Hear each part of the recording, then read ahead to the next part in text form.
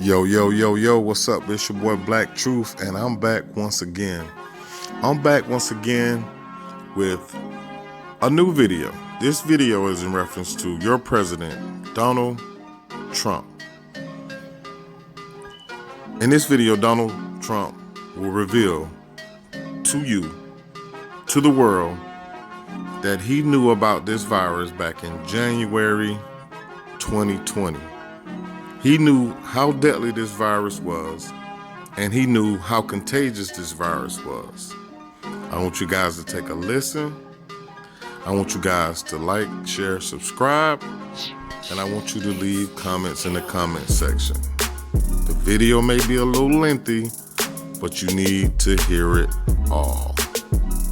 So remember, for those of us from Watergate, Howard Baker, what did the president know and when did he know it?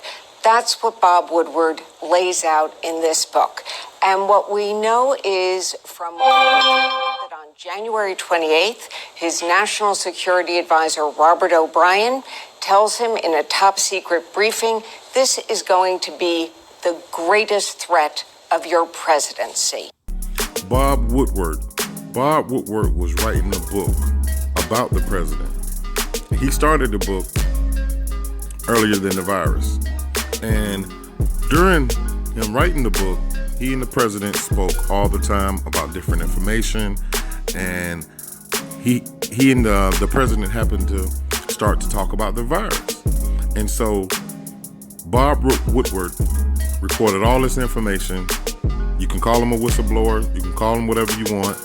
He's now divulging that information to the public, to the world. So now you can see what your president knew, when he knew it, and he knew how serious this virus was going to be. Listen up. At the same time, the president is, as you said, playing it down.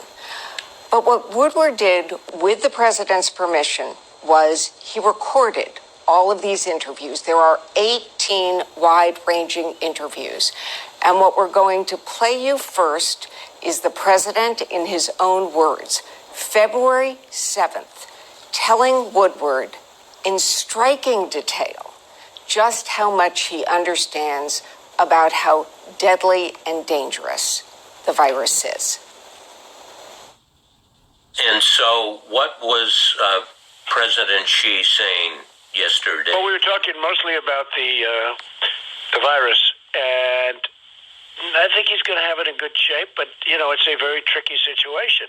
Indeed It goes through air, Bob. That's always tougher than the touch. The touch, you don't have to touch things, right? But the air, you just breathe the air. That's how it's passed. You just breathe the air. It goes through the air. Come on. Our president knew back on February the 7th, late January, early February, that this virus was an airborne virus. Why didn't he mandate masks in this country? Why was he hesitant to wear a mask himself? You guys remember, you saw him on TV. He wouldn't wear a mask for the longest. He didn't support the mask. But he knew back late January, early February, that this virus was airborne. Listen. And so that's a very tricky one. That's a very delicate one.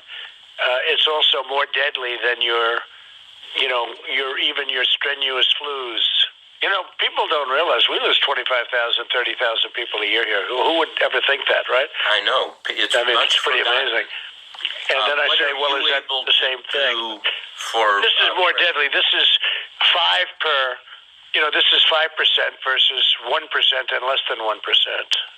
So this is. He knew that this was going to kill at least 5% of the people. When we saw this early on in the projections, I did myself and my family, because we were looking at the projections, I thought it would be around 3%. He says 5%. Listen up. Deadly stuff. John, I just want all of us to remember we are used to the virus now, as used as you can be. But if you go back to the beginning of February, the American public, we thought this was a problem in China. The notion of it being airborne, 5% more deadly.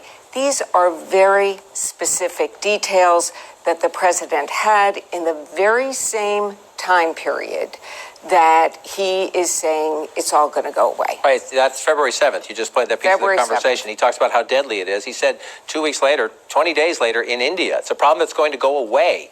Within a couple of days, it's going to be down to zero. The president telling Woodward one thing, telling the American people and the world something very different. But the interesting part is the president makes no bones about it, that he was doing this on purpose, that he decided as a strategy not to convey the seriousness of this because he didn't want to, quote, incite a panic? Correct. So Woodward does another interview March 19th. We also have the audio of that. Again, the president in his own words. And just to set this up, remember, he has been publicly minimizing the threat to young people. Not a problem for young people. He still minimizes the threat to young people. So he addresses that, and then you'll hear he admits that he's not sharing everything he knows. Now it's turning out it's not just old people, Bob. Just today and yesterday, some startling facts came out. It's not just older exactly. young people, to plenty of young people. So what's going on give me a moment of talking to somebody, going through this with Fauci or somebody who kind of it caused a pivot in your mind, because it's clear just from what's on the public record that you went through a pivot on this to, oh my God, the gravity is almost inexplicable and unexplainable. Well, I think, Bob, really, to be honest with you, sure, I want you to. I wanted to always play it down. I still like playing it down. Yes, because I don't want to create a panic. I wanted to play it down. I always liked playing it down because I did not want to create a panic. Mr. President, you played it down and thousands of people are dead. Thousands of people have lost their lives.